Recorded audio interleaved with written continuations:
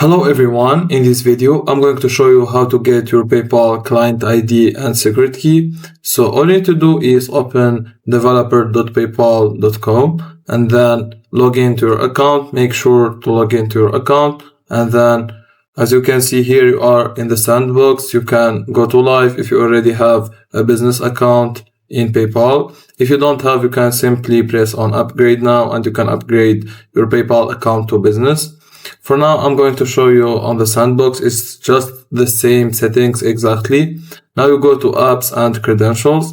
There is an app created by default. As you can see, the client ID and the secret key. Make sure to not open the eye or to not copy the secret key and give it to anywhere that is visible, because people can use it to hack into your account.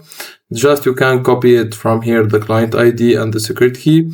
And if you want to create a new app, for example, you can name it test. You can choose merchant or platform and then simply create the app.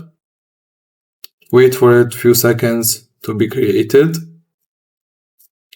And then as you can see, your client ID and secret key, and you can add another second secret key if needed, and you can simply copy it from here, and that's it. If you find this video helpful, don't forget to like and subscribe, and thank you for watching.